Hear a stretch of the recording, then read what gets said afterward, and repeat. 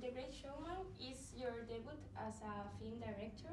How was the experience of working with such famous stars like Hugh Jackman or Michelle Williams, I was completely spoiled as a first-time filmmaker to have this cast. It was a dream come true, and I was really spoiled because I'm not sure if on my next film I will be able to get a cast like this together. And being a musical, you're so reliant on people to be able to just go take after take after take and to keep up that same level of energy and to give 150% every time. And Hugh Jackman as the Greatest Showman was just, he sets the tone for the entire set. So yeah, I was very fortunate in that respect. Okay, and The Great Showman is about, shows an image, a really kind image of this man, Mr. Barnum. But where is the border between the love for the different and the love for the money?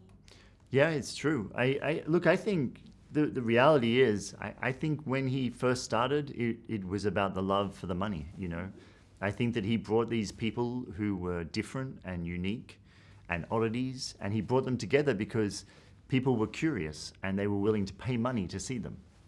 And I think over time, the reality is that inadvertently, he allowed these people to feel loved for the first time.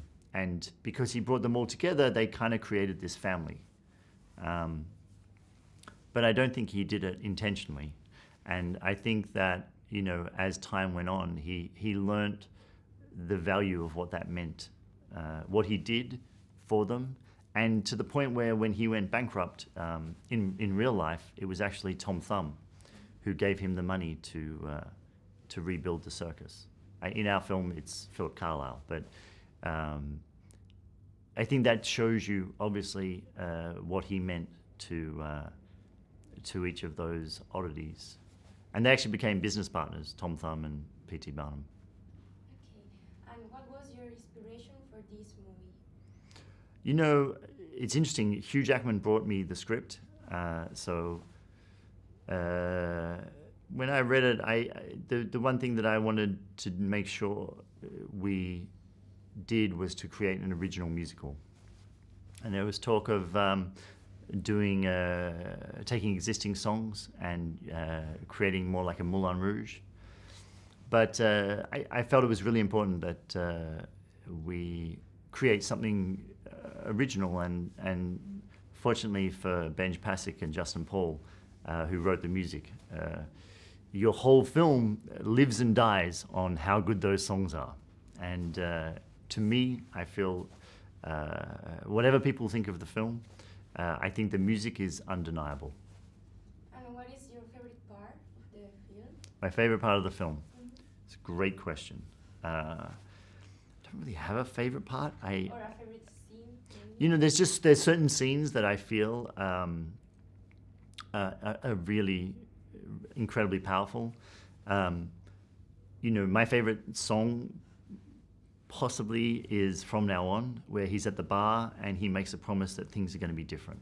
And I think it's an incredibly powerful moment. I think Hugh's performance is remarkable.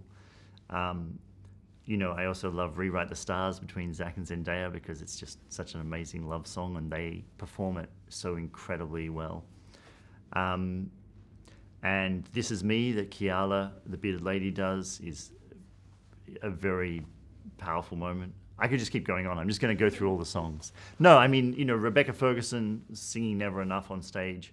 These are all, to me, it's a good thing that I can't answer what is the one favorite moment of the film because, I think that the songs that were written are so unique to each of those moments, and they really make each of those moments something special. And what is your favorite musical film? All That Jazz. Yeah,